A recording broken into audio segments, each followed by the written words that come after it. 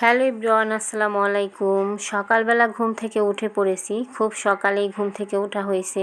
এদিকে সবাই ঘুমিয়ে আছে আর আমি আমার চাকরি শুরু। তো ঘুম থেকে উঠেই প্রথমে আমি এখানে ইন্টি বিন্টির সাথে দেখা করতে আসলাম। তো তাদেরও ঘুম ভেঙে গেছে সকাল সকালই, তারা এখানে বসে ডাকতেছিল। আর এই তো পাখির ডাক সকালবেলা ঘুম থেকে উঠে শুনতে কিন্তু বেশ ভালোই লাগে। সবাই ঘুমিয়ে আছে আর আমি ঘুম থেকে উঠে পড়লাম সকালের সব কাজকর্মগুলো করে নেওয়ার জন্য। আমরা মেয়েরা যা করি আর কি সকালবেলা ঘুম থেকে উঠেই। তো প্রথমে আমি ঘর ঝাড় দেওয়া দিয়ে আমার কাজটা শুরু করে দিয়েছি। স্বচ্ছবাবু এদিকে উঠে ও সাঁতার শিখতে চলে গিয়েছে আর এই ফাঁকে ঘর থেকে গাড়ি বের করা হয়েছে আর আমি এখানে ঘরটাকে ঝাড় দিয়ে নিচ্ছিলাম, কারণ গাড়িটা ঘরের মধ্যে রাখাতে ঘরের মধ্যে সবসময় বালু চলে আসে। সকাল সকাল তো মেয়েদেরই একটাই কাজ যে সকালবেলা ঘর ঝাড়ু দিয়ে তারপর সকালের নাস্তা বানানো নিয়ে ব্যস্ত। আর আমাদের তো টুকিটাকি কাজের শেষ থাকে না সারা দিনে। এই তো এখন আমি এখানে রান্না বসাই দিছি, মানে সকালের নাস্তা। আর আজকে আমি হোটেলের মতো করে সবজি কেটেছিলাম আর এভাবে করে আজকে ভাজি রান্না করব। এভাবে করে নাকি ভাজি খেতে ভালো লাগে, আসলে কিন্তু এই রান্নাটা ভালোই লাগে। এদিকে আমি কয়েক ধরনের সবজি কেটে রেখেছিলাম, তার সঙ্গে একটু মুসুরের ডালটা দিয়ে তারপর রান্না করতেছি। এতে করে সবজিটা অনেক নরম আর মাখা মাখা হয়, খেতে কিন্তু বেশ ভালো লাগে রুটি বা পরোটা যেটার সাথে খান না কেন। তো এখানে আমি ভাজিটা চুলাতে বসাই দিলাম আর অন্যদিকে আমি আটা মেখে রেখেছিলাম রুটিগুলো বানিয়ে নেব। তো একটা চুলার মধ্যে আমি ভাজি বসাই দিছি সবজিটা আর কি, আর আরেকদিকে আমি অনেকগুলো রুটি আমার বানানো হয়ে গেছে আর এখন বাকিগুলো আমি রুটিগুলো ভেজে নেব।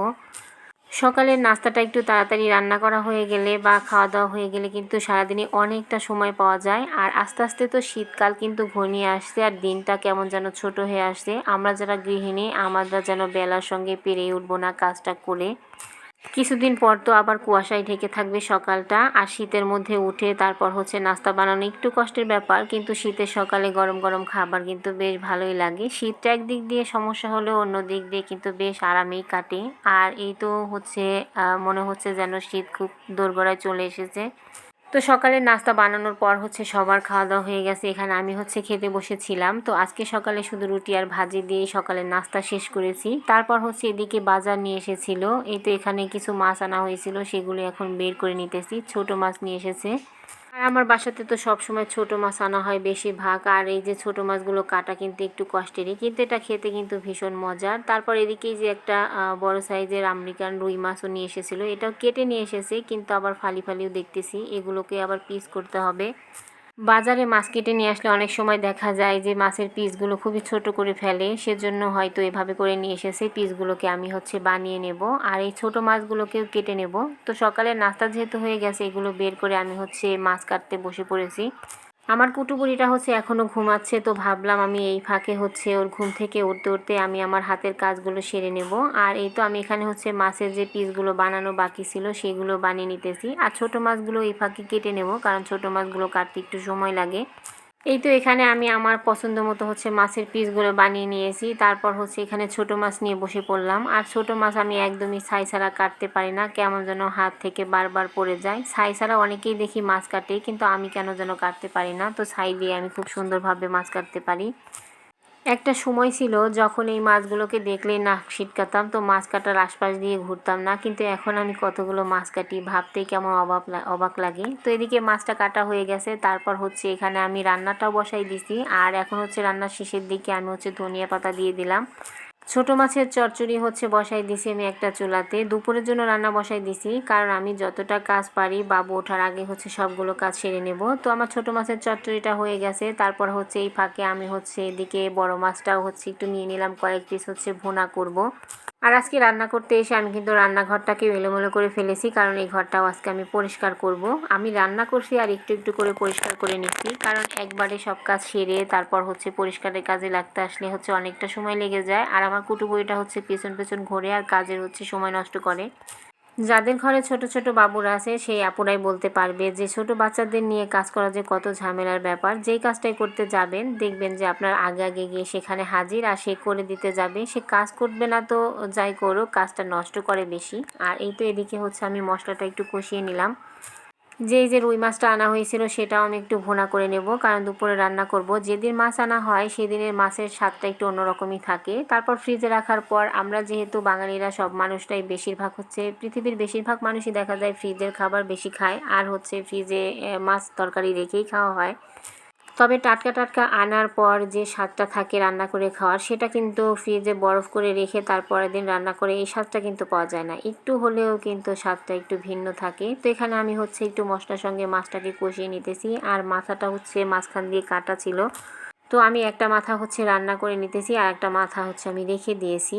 আর এই যে বড় সাইজের মাছের মাথাগুলো মাঝখান দিয়ে কাটা হলে লবণ ঝাল কিন্তু সুন্দরভাবে মাথার মধ্যে যায়, আর হচ্ছে এটা খেতেও ভালো লাগে। আর অনেক বড় সাইজের আস্ত মাথা রান্না করলে দেখা যায় লবণ ঝাল একটু কমই যায় মাথার মধ্যে, তখন আর কেমন যেন খেতে ততটা ভালো লাগে না। তো আমি সবসময় মাছটা বাজার থেকে কেটে আনলে এভাবে করে আনতে বলি, আর বাসায় কাটলেও আমি এভাবে করে কেটে নিই। তো এই যে মাছটা কিন্তু কষানো হয়ে গেছে, আর আমি শুকনো শুকনো করে হচ্ছে রান্না করবো আজকের এই মাছ ভোনাটা।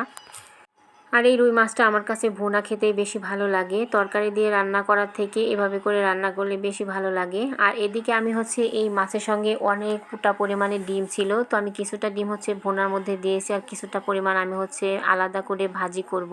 আর এই ডিমের এই ভাজিটা গরম ভাতের সঙ্গে খেতে কিন্তু ভীষণ মজার। আর এই যে ডিমটা আস্তই দিয়ে দিলে দলা দলা পেকে যায়, সেজন্য আমি হাত দিয়ে একটু মেখে ছাড়িয়ে নিয়েছি। আর এদিকে আমি হচ্ছে মশলাটা কষিয়ে তারপর হচ্ছে মরিচ পেঁয়াজ ভেজে নিয়েছি, তারপর হচ্ছে এই যে হাত দিয়ে ছাড়িয়ে নিয়েছিলাম। এখন হচ্ছে ডিমটা দিয়ে দিলে একদম ঝরঝরে হয়ে যাবে, মানে ঝুরঝুরে হয়ে যায় আর কি, আর দলা পাকে না। দলা দলা পেকে গেলে সেগুলো খেতে তেমন একটা ভালো লাগে না, কেমন যেন পানসে পানসে লাগে। আর এই তো এভাবে করে ডিমটা ভুনা করলে কিন্তু মানে ডিমের ভাজি বলে আর কি আমরা, আর এই তো এভাবে করে ভাজি করলে খেতে ভীষণ ভালো লাগে। তো দুপুরে রান্না একদম কমপ্লিট। আমি কিন্তু ছোটো মাছের চচ্চড়িতে ঢেঁড়সও দিয়েছিলাম। এই তো ডিমের ভাজি, তারপর ছোটো মাছের চচ্চড়ি।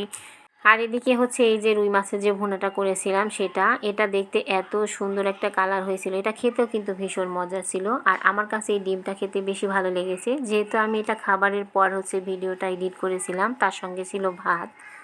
তো সবার খাওয়া দাওয়া হয়ে গেছে। আমি হচ্ছে অনেকটা কাজ ছিল আমার, কারণ আজকে আমি ঘরের অনেকগুলো কাজ গুছিয়েছি, সেগুলো গোছাতে গিয়ে আমার দুপুরের খাবারটা অনেকটা লেট হয়ে গেছে। সেজন্য আমি এখানে একা একা বসে খাচ্ছিলাম, কারণ সবারই খাওয়া হয়ে গেছে। আর এই তো এখানে হচ্ছে আমি প্রথমে ডিমের ভাজি দিয়ে খেলাম, তারপর হচ্ছে এখানে ছোটো মাছের চচ্চড়িটা নিয়েছি। আজকে 3টা তরকারি রান্না করেছিলাম, 3টাই কিন্তু অনেক ভালো লেগেছিল খেতে। নিজে রান্না করেছি বলে না, আসলে যখন ভালো লাগে তখন আমি ভালোই বলি, যখন খারাপ লাগে তখন খারাপই বলি। কারণ প্রতিদিনের রান্না কিন্তু একরকম হয় না, মাঝে মধ্যে কিন্তু একটু এদিক সেদিক হয়ে যায়। আর এই যে এই মাছের তরকারিটা অসম্ভব মজার হয়েছিল, তো এটা দিয়ে এখন হচ্ছে ভাত খেয়ে নিতেছি। আর আমার আজকের ভিডিওটা কেমন লাগলো অবশ্যই কমেন্ট করে জানাবেন, ভালো লাগলে ছোট্ট একটি লাইক দিয়ে আমার পাশেই থেকে যাবেন। তো আজ এই পর্যন্ত, সবাই ভালো থাকবেন, সুস্থ থাকবেন, আল্লাহ হাফেজ।